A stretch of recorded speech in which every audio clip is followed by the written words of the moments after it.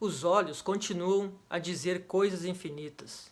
As palavras de boca é que nem tentavam sair e tornavam ao coração caladas como vinham. Cada estação da vida é uma edição que corrige a anterior e que também será corrigida até a edição definitiva que o editor dá de graça ao verme. O tempo é pouco para o muito que espero. Olá pessoal, tudo bem? Ricardo Carvalho aqui, trazendo 3 frases do grande Machado de Assis, o nosso personagem principal dessa aula de hoje, onde falaremos do realismo e naturalismo no Brasil. Quer saber mais sobre Machado de Assis? Quer saber mais sobre o realismo? Vem com a gente e acompanhe a nossa aula de hoje.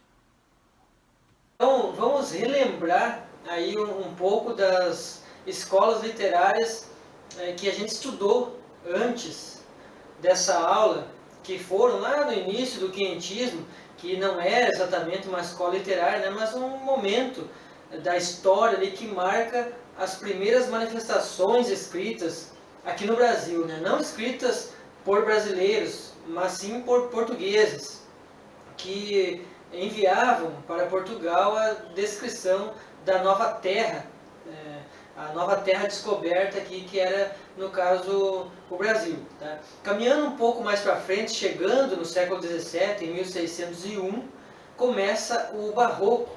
O Barroco que traz o grande nome, o grande poeta daquele tempo, que foi o Boca do Inferno, o Gregório de Matos Guerra, que é o principal representante, o principal nome dessa fase barroca. O Barroco, vale lembrar que ele é marcado por essa dualidade, a característica do Barroco é o conflito entre corpo e alma, bem e mal, Deus e diabo, céu e inferno. Então, vale lembrar que a representação do Barroco era nessa oposição, e alguns versos que a gente acompanhou na aula de Barroco mostram muito bem essa caracterização. Tá? E um pouco mais à frente chega o arcadismo, os poetas árcades, o pessoal da Inconfidência Mineira, os poetas buscando a volta ao campo, para ter esse equilíbrio, voltar ao equilíbrio, só voltando para aquela vivência no campo que é mais agradável, que eles pregavam isso nos seus textos, nos seus versos, tá certo? E a última aula que nós estudamos, que foi o romantismo, marcado ali pelas 3 fases, a primeira fase indianista, com destaque para o escritor José de Alencar, e em prosa, o grande nome de Gonçalves Dias, Antônio Gonçalves Dias, escritor, autor ali, do famoso poema Canção do Exílio, e outras façanhas poéticas ali também. Tá? Lembrando que José de Alencar é escritor de O Guarani, Ubirajara e Iracema, a tríade indianista do escritor cearense José de Alencar. Tá certo? A segunda fase, vocês talvez tenham gravado mais, até pela caracterização dela. A segunda fase, a fase marcada pelo abandono, pelo tédio, pelo pessimismo, capitaneado ali pelo Manuel Antônio Álvares de Azevedo, o poeta maior dessa segunda fase, o poeta que mais foi afetado pelo mal do século, secundado ali por Fagundes Varela e Casimiro de Abreu, o grande Casimiro José Marques de Abreu, o poeta da saudade. E a terceira fase romântica, que teve como principal nome o Castro Alves, o poeta dos escravos, que se distancia um pouco das 2 primeiras fases românticas, trazendo aí a preocupação social, preocupação principalmente com os escravos, através daqueles poemas que eu mostrei, o Navio Negreiro, Vozes da África, né, trazendo essa problemática que o Brasil enfrentava nesse período, trazendo para a literatura, né? Vale lembrar que Castro Alves, Fagundes Varela e Álvares de Azevedo foram 3 alunos que estudaram na faculdade tradicionalíssima de Direito de São Paulo, né, Faculdade do Largo São Francisco, tá certo? Então essa terceira fase, ela abre uma porta, digamos assim, para essa nova escola literária que vai surgir agora, que é o realismo, né, representado pelo nosso grande Joaquim Maria Machado de Assis. O grande Machado de Assis, talvez o maior escritor brasileiro, né, fundador da Academia Brasileira de Letras, ele que é o nome principal do realismo que a gente vai estudar agora, tá certo? Então, chegando aqui nessa aula de hoje, eu trago o realismo-naturalismo. Vocês observem que realismo barra naturalismo são coisas diferentes, né? Em Portugal, por exemplo, não há distinção. Não há distinção. Realismo e naturalismo são juntos. Aqui no Brasil, muito por conta do Machado de Assis, houve essa separação. É o realismo que é o momento, que é o período que se vive, e o naturalismo é uma tendência, digamos, né, que o realismo é a escola, o naturalismo é a tendência, como se fosse uma ramificação da escola realista. Ok? Então, vocês observem aqui, 1881 começou essa fase, o realismo, com a publicação de Memórias Póstumas de Brás Cubas, do Machado de Assis. E no mesmo ano, 1881, é publicado O Mulato, do Aloysio Azevedo. O primeiro realista, o segundo naturalista, porque eles possuem características diferentes. Tá? A gente vai falar deles daqui a pouco. Tá? O contexto histórico que o Brasil vivia nessa época, para vocês se situarem, né? O fim do século XIX. O que teve no fim desse século? Muita coisa aconteceu, né? Foi um período muito movimentado. Houve a abolição da escravatura em 1888 e em 1889 o Marechal Deodoro proclama a República no Campo de Santana. Então, vocês olhem para esse período, né, e se situem no que está acontecendo nesse momento em que começa o realismo no Brasil. Além disso, houve no mundo, né, a segunda, no mundo não digo, né, mas a segunda revolução industrial que aconteceu, também começaram a surgir as teorias científicas, o darwinismo, né, a teoria da evolução, o positivismo do Augusto Comte, o marxismo, né, começaram a surgir algumas ideologias que influenciaram esses escritores nesse momento da história. Então, o contexto histórico, eu diria, que foi essa influência do cientificismo, essa evolução da ciência, a evolução das teorias sociais que influenciaram, né, esses escritores. Então eu coloquei aqui para vocês verem a diferença do realismo e o naturalismo que caminham juntas. Duas escolas, não dizendo, né, o realismo sim é uma escola, o naturalismo é a tendência, mas dois lados que caminham junto, mas com algumas diferenças. Tá? O realismo, então, ele trata o romance documental. Tá? O romance documental. O que é isso? Ele documenta a realidade. Tá? Ele traz algumas coisas da realidade diferente dos românticos. Né? Dos românticos que era aquela idealização, aquela perfeição da mulher. Né? A mulher que era uma pessoa jamais alcançada, né? Desejada, mas que eles nunca chegariam perto. Era um amor idealizado. Aqui não. É mostrar o que a sociedade tem de podre. Né? Digamos que acho que essa é a palavra que mais classifica o realismo. Por que isso? A gente sabe que existem pessoas boas e existem pessoas más. O realismo, ele escolhia as pessoas más para trazer para os seus personagens tudo que tinha de ruim, mostrar a podridão da sociedade. Essa era a ideia do prosador, né, do Machado de Assis no realismo. O naturalismo é o romance de tese. Esse romance de tese tem a ver com ele mostrar o comportamento de uma pessoa para provar a tese científica. Porque uma das características do naturalismo era dizer que o ser humano era influenciado pelo meio em que vive e pela raça. Ou seja, se um personagem é filho de um ladrão, ele vai ser ladrão. Né? Se um personagem é filho de um tarado, avô tarado, pai tarado e o filho taradinho. Tá? Então não tem como escapar disso. Então eles mostravam esses personagens para provar essa teoria científica. Né? Lembrando, né, e repetindo que uma característica marcante no realismo, no naturalismo, perdão, é que o ser humano é influenciado pelo meio e pela hereditariedade, tá certo?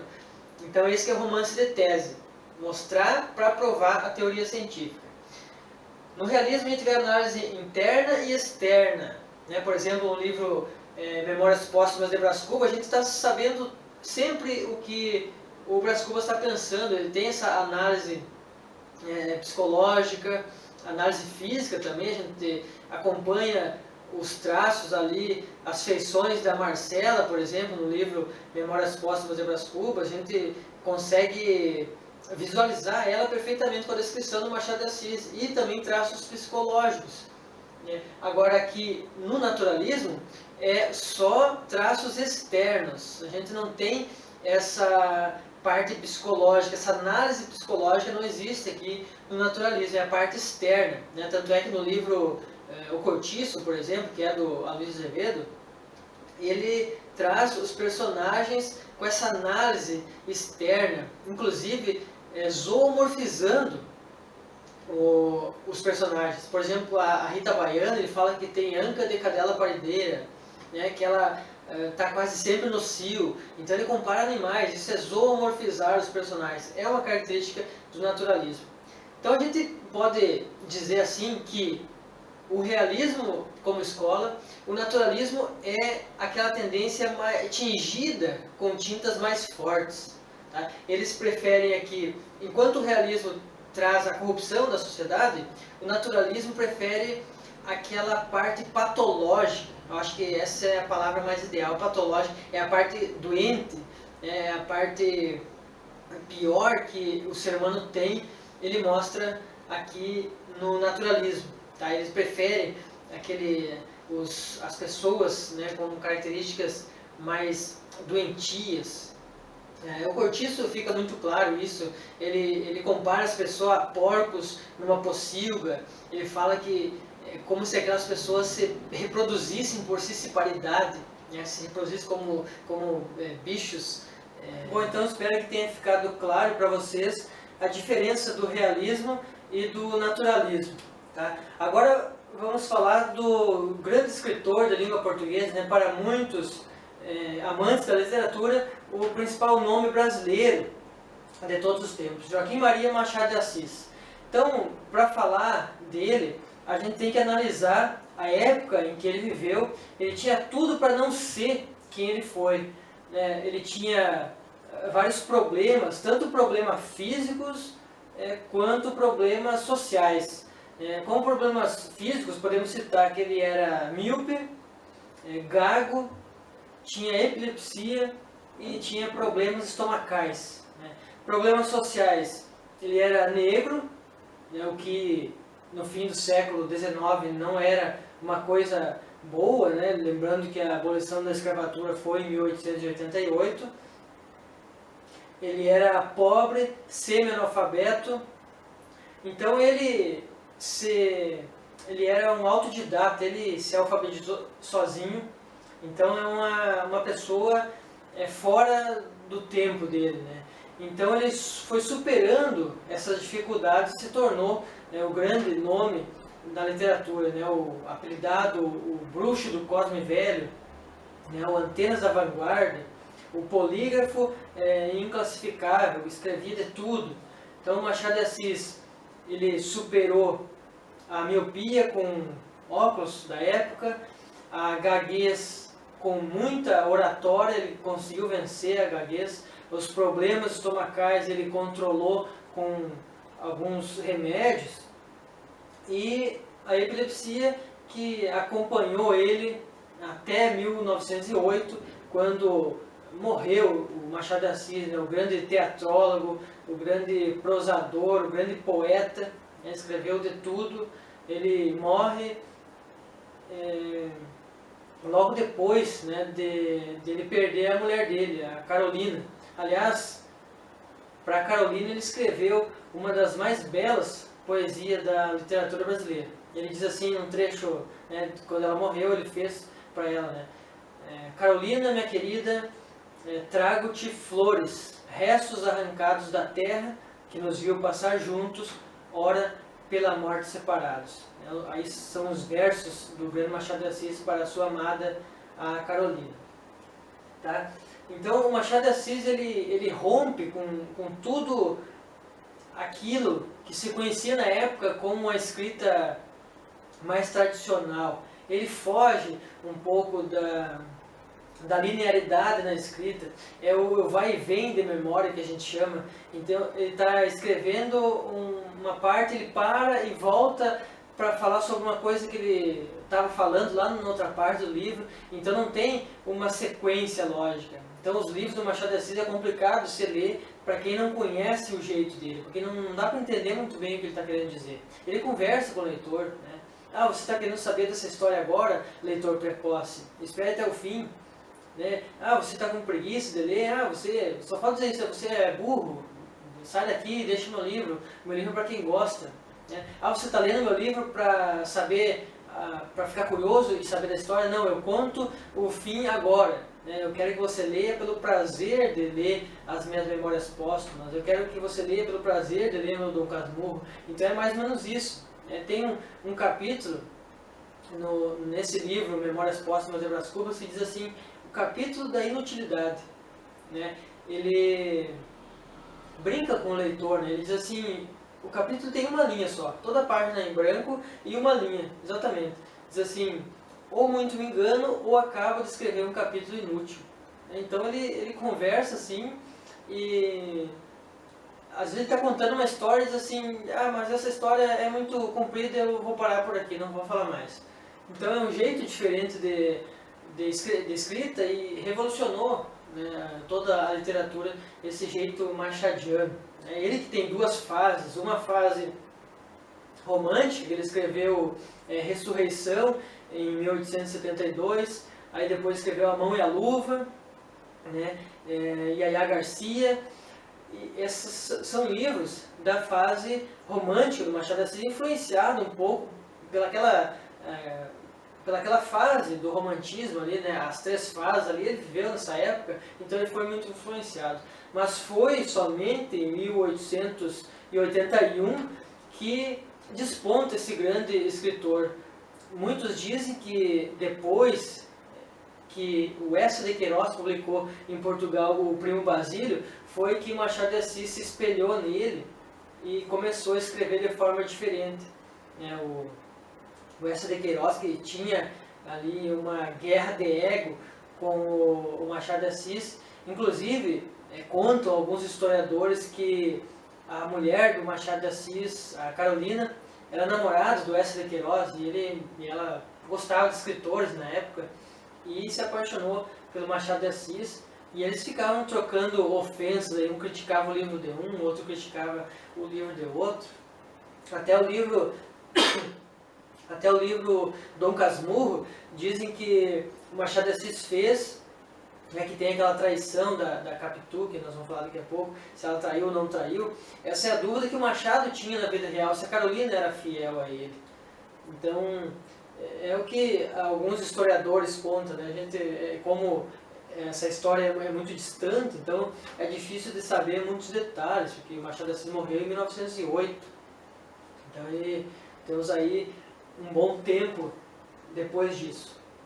Então, aqui, o Machado de Assis, o bruxo do Cosme Velho, ele escreveu crônicas, teatro e poesia também, não foi só na prosa. Claro, ele se destacou na prosa. nos romances, mas ele escreveu belos poemas também. Duas partes eu coloquei aqui, né? Uma parte que é a parte romântica, né, que temos aí Crisálidas, Falenas e Americanas, e a segunda parte é a parte mais realista, mais pendendo para o lado parnasiano, né, aquela beleza no escrever. E aí nós temos os belos sonetos, né, de ocidentais. Tá? Então, trazendo aqui, eu coloquei triângulos machadianos. Então, uma das características do Machado de Assis era o triângulo machadiano. Ele pegava três pessoas, e escolhia, geralmente dois homens e uma mulher. Dois homens e uma mulher. E ele pegava esses personagens e arrancava a máscara social. E denunciava o comportamento daquelas pessoas, né? Vale lembrar que aqui no realismo muitas instituições começaram a ser criticadas. Uma delas, o casamento, né? Então ele mostrava o adultério, né? O lado ruim das pessoas. O realismo procurava mostrar, particularmente o Machado de Assis. Então aqui no livro Memórias Póstumas de Brás Cubas, que é o livro que inicia o realismo no Brasil, ele traz o Brás Cubas, que é o defunto autor. Então vocês imaginem que na época, lá em 1881, uma sociedade toda conservadora, Machado de Assis aparece com um livro que na capa, o livro original da capa, traz um verme. É um verme, tipo esses coró de pau podre, é um verme, um gordo verme na capa, né, e um defunto autor, né, já assusta um pouco, né, quem que ia comprar isso na época, e fez o maior sucesso. Então ele já começa com o enterro dele mesmo, ele contando, né, aí estava uma garoazinha ali, chovendo, e era o dia do enterro. Um livro bem estranho de ler, mas se a gente conhece as características do Machado, fica mais agradável de se inteirar mais da história. Tá? Então, nesse livro, o normal da dedicatória dos livros era dedicar o livro a alguém. O Machado de Assis começa o livro dizendo o seguinte: dedico essas memórias póstumas ao primeiro verme que roer as minhas frias carnes. Então ele já dedica ao verme que vai, né, roer as frias carnes dele no início do livro. Então ele não está muito preocupado com a crítica. O Brás Cubas, ele é apaixonado por Virgília, né? Virgília que acaba passando ele para trás, ela e o Lobo Neves. Virgília tem o próprio nome, é bem sugestivo, né? Virgília é virginal, né? Angelical. E o Lobo Neves, lobo em pele de cordeiro, né? Enganaram o Brás Cubas. E ele critica um pouco as pessoas, né? A Marcela, uma namorada que ele tinha, que ele fala que a Marcela amou ele por 15 meses e 11 contos de réis, ou seja, ela era interesseira, né? Estava mais interessada no dinheiro dele do que no próprio personagem. Tá? Aí no fim do livro ele até faz um resumo da vida dele, ele diz assim: não tive filhos, não fui feliz, a ninguém transmiti o legado da nossa miséria. Ele diz que não teve nada na vida e morreu infeliz, é isso que ele quis dizer no fim do livro. Tá. Então aqui a gente pode observar o primeiro triângulo, né? O triângulo, a Virgília e o Lobo Neves, a Virgília trai o marido, né? E o Brás Cubas ali enganado pelos dois, né? Passado para trás. No livro Quincas Borba, esse é o outro livro que aparece mais um triângulo machadiano. Quincas Borba é um filósofo, um personagem filósofo. Ele aparece no livro Brás Cubas, né? Uma pessoa boa que é corrompido pelo dinheiro, né? O Rubião aparece como amigo do Quincas Borba. O Quincas Borba tem um cachorro que tem o mesmo nome dele, Quincas Borba também, E ele fala para o Rubião, se ele cuidar desse cachorro, ele leva toda a fortuna do Quincas Borba. E o Rubião aceita. Só que ele fica muito feliz com esse dinheiro e acaba esquecendo, deixando de lado o cachorro. Se aproximam dele Cristiano Palha, o Palha, e a Sofia. A Sofia, o Rubião se apaixona pela Sofia. É novidade, um homem apaixonado ser enganado pelas mulheres. E ele deseja intimamente a Sofia, que passa ele para trás, pega toda a fortuna dele, ela e o Cristiano Palha, e ele fica na pobreza. Até termina o livro com a célebre frase do Rubião, ao vencedor as batatas, ao vencido ódio e compaixão. Infelizmente ele perdeu tudo. Bom, chegamos aqui ao último livro, dessa série, desse triângulo machadiano aqui, que é o mais famoso talvez, que é o Dom Casmurro. Dom Casmurro traz essa famosa história de adultério, ou talvez não, que gera e gerou até hoje essa dúvida em toda a literatura brasileira, que gira em torno então desse triângulo aqui, o Bento Santiago, que é o Bentinho, o personagem principal, o Escobar e a Capitu. A Capitu traiu ou não traiu? Tem essa dúvida que até hoje está presente na literatura aí. Até tem um meme que esse dia eu vi na internet, no Instagram, que tem o Batman, ele dá um tapa no rosto, acho que, não sei quem é o outro personagem lá, e daí tá escrito ali, o Batman fala, Capitu traiu, e o outro fala, Capitu não traiu, ele dá um tapa. Então é uma história muito famosa, a história aí do livro Dom Casmurro. Bentinho é casado com Escobar. Bentinho é casado com Capitu, tá? E o Escobar casado com a Sancha. Esse relacionamento do Bentinho e da Capitu nasce, através do relacionamento dos dois, nasce o Ezequiel, filho de Capitu e Bentinho. E o Bentinho desconfia que Capitu traiu ele com Escobar. Então, o livro gira em torno dessa dúvida. E o Ezequiel, quando vai crescendo, ele fica cada vez mais parecido com o Escobar. E isso gera uma dúvida muito grande no Bento Santiago. Até o fim do livro, quando o Escobar morre, ele tenta ver no enterro a expressão da Capitu para tentar identificar alguma coisa que denuncie esse adultério.